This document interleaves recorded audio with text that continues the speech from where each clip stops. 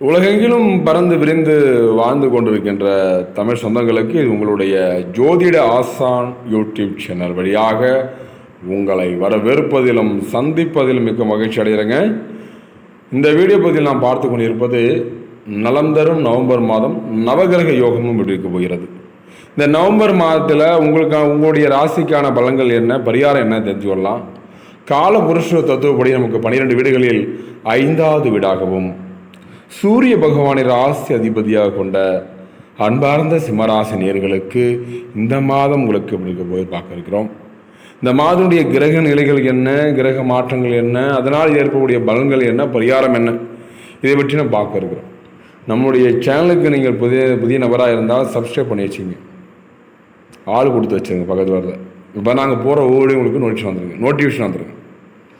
கண்டிப்பாக பார்க்குற அனைவரும் கண்டிப்பாக லைக் பண்ணிவிட்டு கமெண்ட் பண்ணுங்கள். எப்படி இருக்குது, எப்படி கொண்டு போகிறாங்க கமெண்ட் பண்ணுங்கள். அடுத்தடுத்து ஒரு வீடியோ நாங்கள் பண்ணுறதுக்கு ஒரு மோட்டிவேஷனாக இருக்கிறதே உங்களுடைய லைக் அண்ட் கமெண்ட் தாங்க. ஏன்னா இது எப்படி இருக்குங்கன்னா நாங்கள் அடுத்தடுத்து புஷ்அப் ஆகும். ஓகேங்களா? அப்போ உங்களில் ஒருவனாக நினைத்து எனக்கு லைக் பண்ணவும் கமெண்ட் பண்ணவும் செய்ய வேண்டும். கிரக நிலைகள் என்பது இந்த மாதம் நலம் தரும் நவம்பர் மாதம் நவகிரக யோகம். அப்போ கிரக நிலையை சஞ்சாரம் எப்படி போயிடுது, கிரகங்களை துல்லியமாக கணிப்பிட்டு இந்த வீடியோ பதிவானது பெருமிடம் வழங்குகிறது நம்முடைய சேனல். உங்களுடைய ராசியிலே கேது இருக்கிறது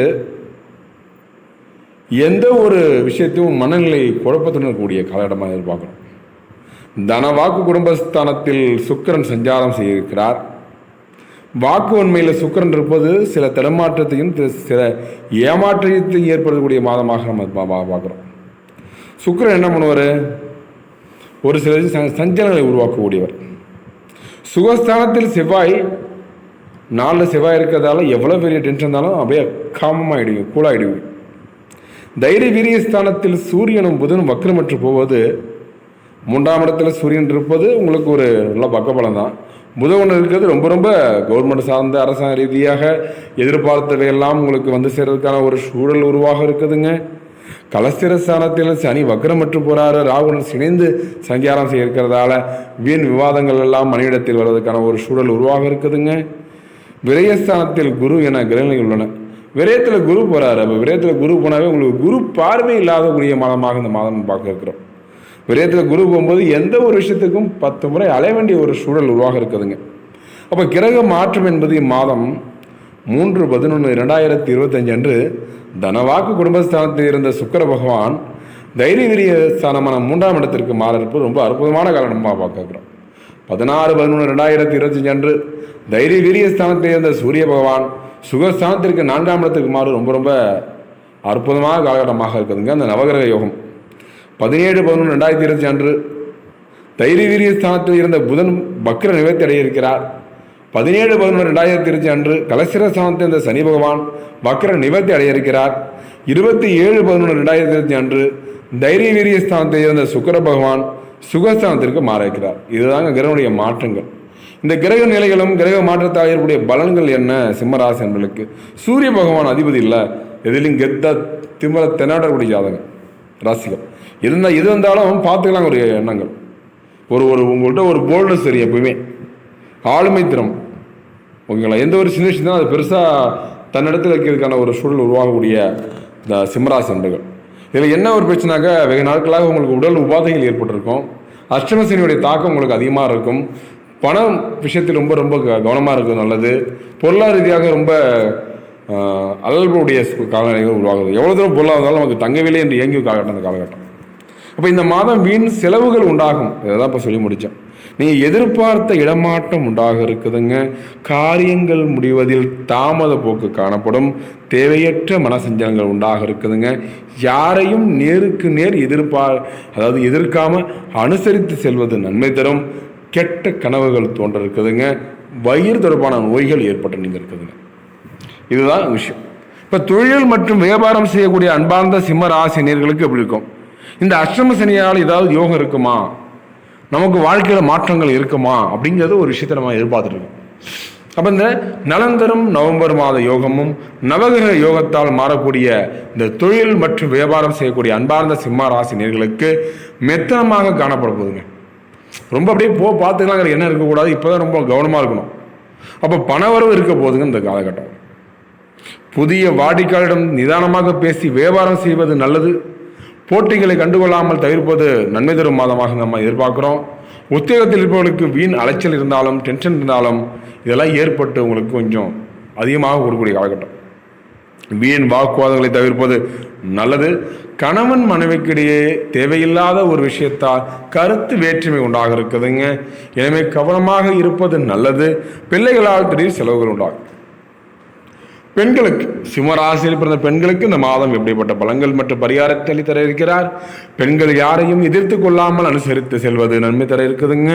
வீண் மனக்கவலைகள், காரிய தாமதம் உண்டாக இருக்குதுங்க. கவனம் தேவை.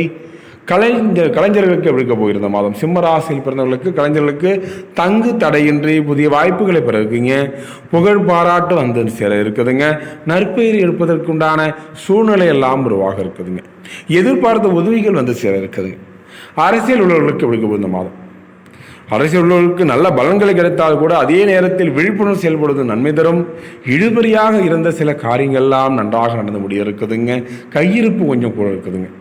பள்ளி மற்றும் கல்லூரி படிக்கக்கூடிய மாணவ செல்வங்களுக்கும் டிஎன்பிசி போன்ற போட்டியில் படிக்கக்கூடிய மாணவ செல்வங்களுக்கும் இந்த மாதம் விளையாட்டு போட்டிகளில் கலந்து கொள்பவர்கள் கவனமாக இருப்பது நல்லது. பாடங்களை படிப்பதில் கூடுதல் கவனம் தேவைங்க. ஆசிரியத்தில் பேசும்போது நிதானம் தேவை. இப்போ ராசி பற்றி பலன்கள், அடுத்த நட்சத்திர சாந்தி பலன்கள் பார்க்க இருக்கிறோம். இந்த மாதம் மக நட்சத்திரம், முதல் வர நட்சத்திரம் மகம், பூரம், உத்திரம் 1ஆம் பாதம். மக நட்சத்திரக்காரர்களெல்லாம் நலந்தரும் நவம்பர் மாதம் நவகிரக யோகம்.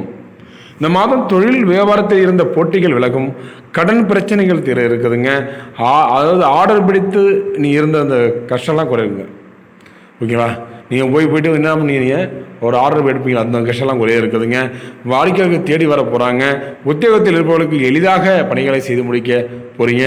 மேல் அதனுடைய ஒத்துழைப்பு கிடைக்க நல்லா இருக்கும். பூர நட்சத்திரக்காரர்கள்லாம் இந்த மாதம் பாதியில் நின்று வீடு கட்டு பணியை மீண்டும் தொடர போகிறீங்க. சிலர் புதிய வீட்டிற்கு குடி போக போகிறீங்க. கணவன் மனைவிக்கிடையே திடீரென்று கருத்து வேற்றுமை உண்டாக இருக்குதுங்க. பிள்ளைகள் கல்வியில் முன்னேற்றம் அடைய தேவையான உதவிகளை செய்ய போகிறீங்க. அடுத்து உத்திர நட்சத்திரக்காரர்கள்லாம் 1ஆம் பாதம் சிம்மராசியிலே வரக்கூடிய நட்சத்திரமாகும். மீதி பாதம் எல்லாம் கன்னிராசியில் வரக்கூடிய நட்சத்திரமாகும். இந்த மாதம் மற்றவரிடம் கவனமாக பேசுவது குறித்து வேற்றுமை வராமல் தடுக்க இருக்குதுங்க. வீண் அலைச்சல் குறையும். மாணவர்களுக்கு கல்வியில் முன்னேற்றம் அடைய தேவையான உதவிகள் கிடைக்க இருக்குதுங்க. விளையாட்டு போட்டிகளில் பங்கேற்கும் போது கவனம் தேவைங்க.